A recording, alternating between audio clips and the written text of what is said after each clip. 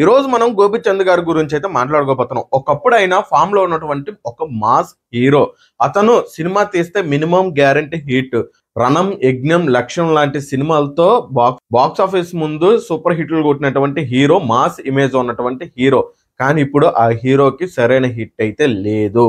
కానీ అంతకు ముందు అతను హీరో అవడానికి గల కారణం మూడంటే మూడు సినిమాలండి. అది ఒకటి జయం, నిజం, వర్షం.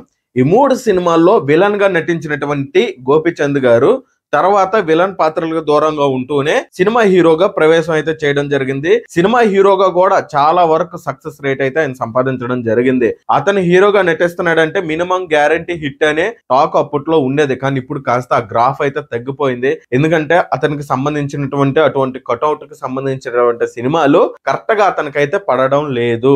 శ్రీనవేట్ల గారి డైరెక్షన్ లో ఒక సినిమా అయితే రాబోతుంది. ఆ సినిమా పేరు విశ్వం. ట్రైలర్ చూసిన తర్వాత ట్రైలర్ అయితే నాకు నచ్చలేదు. గోపిచంద్ గారి యాక్షన్ అంటే నాకు చాలా ఇష్టం ఉండే. అతను తీసినటువంటి సినిమాల్లో మాస్ సినిమాలు చేస్తేనే కొన్ని సినిమాలు అండర్ రేటెడ్ సినిమాలు కూడా నటించడం జరిగింది. ఒక్కడున్నాడు గాని, సాహసం గాని ఇటువంటి సినిమాలు కూడా అతను చేయడం జరిగింది. అవి బాక్స్ ఆఫీస్ ముందు సరైన విజయం సాధించకపోయినప్పటికీ గౌతమ్ నందా సినిమా కూడా చాలా బాగుంటుందండి. అది కూడా ఫ్లాప్ అయింది. చూడడానికి బాగానే ఉన్నప్పటికీ ఫ్లాప్లు బాట పడడంతో అతనికి సరైన హిట్ అయితే లేదు. కానీ ఇప్పుడు శ్రీనవేట్ల గారు కూడా ఫ్లాప్ సినిమాలోనే ఉన్నాడు. ఫ్లాప్ సినిమాలే తీస్తున్నాడు. ఫామ్ లో లేనటువంటి డైరెక్టర్ తో గోపిచంద్ గారు కొత్త ప్రయత్నం అయితే చేశారు. సర్లే ట్రైలర్ ఎలా ఉందని చూస్తే ట్రైలర్ మాత్రం ఏమనుకోకుండా నా అభిప్రాయం అయితే మాత్రం నీరసానికి నీరసం రప్పించేలా ఉందండి. ట్రైలర్ ఏం మాత్రం కూడా బాగలేదు. నాకేదో సీరియల్ ట్రైలర్ చూస్తున్నంత ఇదిగా ఉంది. అసలు ఏది కూడా సూటబుల్ అయితే కాలేదు. కానీ ఏమన్నా కొత్తగా ఏమన్నా కంటెంట్ ఉంటే ఏమో చూడొచ్చేమో తెలియదు. కానీ దాని మీద ఎటువంటి ఎక్స్పెక్టేషన్స్ కూడా లేవు విశ్వం మూవీ మీద.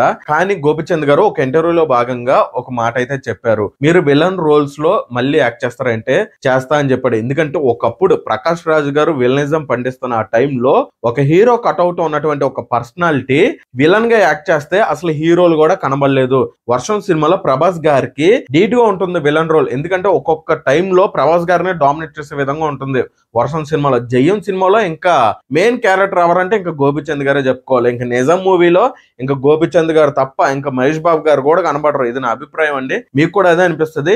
నిజమో కాదా అనిపిస్తే అది నిజమే అని చెప్పాలి. ఎందుకంటే గోపిచంద్ గారు ఈ మూడు సినిమాల్లో గోపిచంద్ గారు మెయిన్ హైలైట్.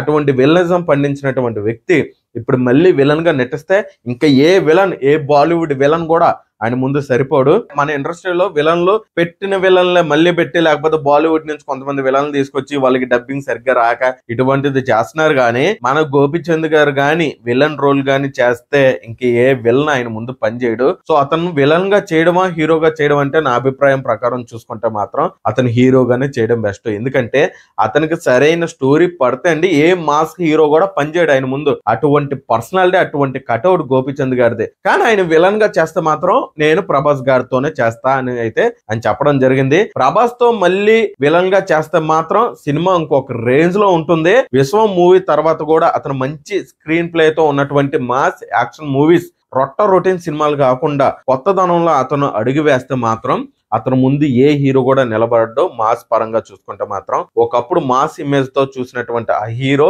ఇప్పుడు ఆ గ్రాఫ్ తగ్గిపోవడం అనేది నాకైతే బాధ అనిపిస్తుంది. అతని గురించి తెలియని వాళ్ళు చాలా మంది ఉంటారు. ఒక్కసారి ఆయన బ్యాక్ టు బ్యాక్ పాత సినిమాలు కూడా ఒకసారి చూస్తే అరే ఇండస్ట్రీకి ఇటువంటి కటౌట్ ఉన్న హీరో ఫామ్ లో లేడని మీకు ఖచ్చితంగా అనిపిస్తుంది. గోపిచంద్ గారు మళ్ళీ ఆ పాత ఇమేజ్ లోకి ఆయన రావాలని చెప్పి మనస్ఫూర్తిగా కోరుకుంటూ అతను నటించినటువంటి సినిమాలో మీకు ఏది ఇష్టమో కూడా కింద కామెంట్ చేయండి. గోపిచంద్ గారికి మళ్ళీ విజయం కావాలని చెప్పి మనస్ఫూర్తిగా కోరుకుంటూ మీరు ఎంతమంది కోరుకుంటున్నారు కూడా కింద కామెంట్ చేసి మన ఛానల్ సబ్స్క్రైబ్ చేసుకోండి.